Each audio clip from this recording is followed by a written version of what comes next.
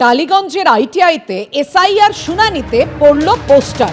যারা হয়রানির লাইনে দাঁড়িয়েছেন তারা ভোটের লাইনে উত্তর দেবেন তো, একেবারে এভাবেই পড়েছে পোস্টার। টালিগঞ্জের আইটিআইতে এসআইআর শুনানি কেন্দ্রে পোস্টার।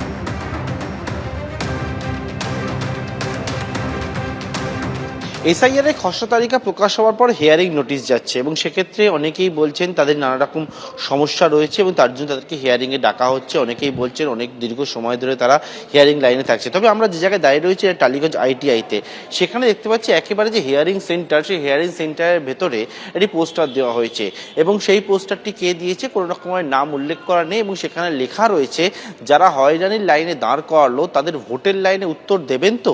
এইরকম বেশ কিছু পোস্টার, সেই পোস্টার কিন্তু পড়েছে টালিগঞ্জ আইটিআইতে এবং সেখানে দেখতে পাচ্ছি একেবারে হিয়ারিং এর জন্য অনেকেই বলছেন তাদেরকে ডাকা হয়েছে।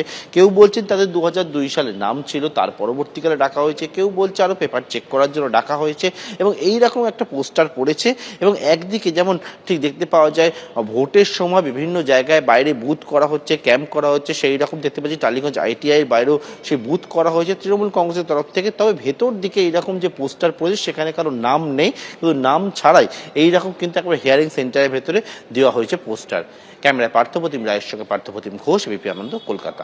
ফের বাংলা বলায় পরিযায়ী শ্রমিককে মারধর, টাকা ছিনতাইয়ের অভিযোগ। মহারাষ্ট্রে মারধর, টাকা কেড়ে নেওয়ার অভিযোগ করছেন পাণ্ডবেশ্বরের 3 জন শ্রমিক।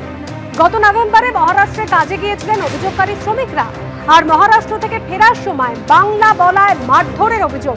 সঙ্গে থাকা টাকাও কেড়ে নেয় স্থানীয় কয়েকজন, এমনই দাবি করছেন ওই শ্রমিকরা। আক্রান্ত শ্রমিকদের সঙ্গে দেখা করেছেন পাণ্ডবেশ্বরের তৃণমূল বিধায়ক নরেন্দ্রনাথ চক্রবর্তী। রাজ্যে কাজ না থাকাতেই ভিন রাজ্যে যেতে হচ্ছে শ্রমিকদের, পাল্টা কটাক্ষ বিজেপি।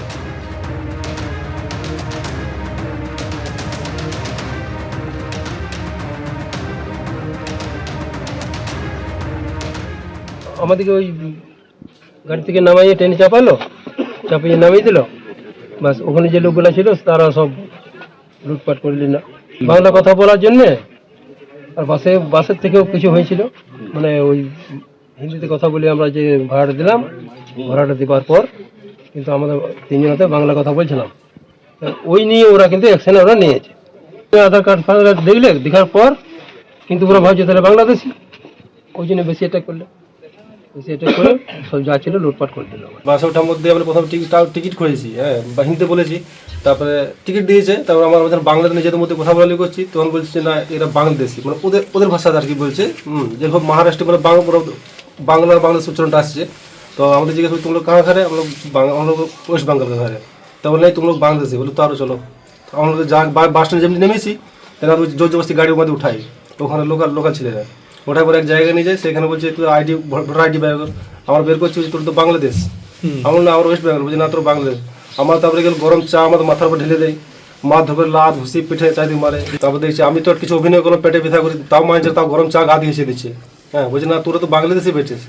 যত টাকা পয়সা ছিল আমাদের কাছে প্রায় মিলিমিশে প্রায় 18-20 হাজার টাকা মতো ছিল, সেগুলো কেড়ে নিয়েছে আর লাত ঘুষি সব মেরেছে আমাদেরকে।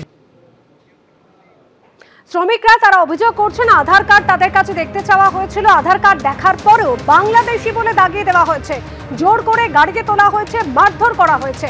তৃণমূল বিধায়ক নরেন্দ্রনাথ চক্রবর্তী এরপর আক্রান্ত শ্রমিকদের সঙ্গে দেখা করেছেন। কি কারণে এই শ্রমিকদের ভিন রাজ্যে যেতে হচ্ছে, রাজ্যে কাজ নেই, এমনই কটাক্ষ বিজেপি। এটা ভারতবর্ষ, এই দেশ সবাই মিলে স্বাধীন করেছে। আজকে যদি বাঙালিরা যেয়ে পড়ে মহারাষ্ট্রে এইভাবে অত্যাচারিত হয়, তাদের প্রাণ সংশয় হয়, তাহলে আমরা তো এরকম কখনো বলি না। আমরা তো সব সময় সারা ভারতবর্ষের মানুষকে সঙ্গে নিয়ে আমরা এখানে থাকি, আমরা সবাই একসঙ্গে থাকি। কিন্তু কেন এই বিজেপির যে অত্যাচার, এটা এই নির্মম অত্যাচার, এ মানুষ কিন্তু ওদিকে ক্ষমা করবে না। বাংলাদেশি বাংলা বললে তারা বাংলাদেশি।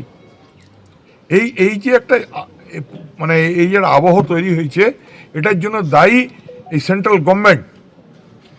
তাদের যে এইভাবে তারা শুরু করেছে, এটা কিন্তু বাঙালিদের প্রতি বিরাট নির্মমতা অত্যাচার হচ্ছে। বাঙালি এদিকে ক্ষমা করবে না। সারা বাংলাতে কোনো কর্মসংস্থান নেই, কাজের জায়গা নেই, এখানে কোনো কাজ নেই। তাই এখানকার ভাইরা কর্মসংস্থানের জন্য তারা অন্যান্য রাজ্যে গেছে, মহারাষ্ট্রে গেছে, গুজরাট, ছত্তিশগড়, সমস্ত জায়গায় তারা কাজের সন্ধানে যায়। কিন্তু এখানে যে ঘটনা বলা হচ্ছে, দেখা যাচ্ছে যে যে দুজন ব্যক্তি গেছে দুরকম স্টেটমেন্ট দিচ্ছে। আমার মনে হচ্ছে এর মধ্যে কোনো রাজনৈতিক অভিসন্ধি নেই। তো যদি এরকম ঘটনা ঘটে থাকে তাহলে সেটা অন্যায়, কিন্তু যে ঘটনাটা দেখানো হচ্ছে তার সাথে আমার মনে হচ্ছে কোথাও না কোথাও এর সাথে কোনো রাজনৈতিক চক্রান্ত রয়েছে। এবিপি আনন্দ, এগিয়ে থাকে, এগিয়ে রাখে।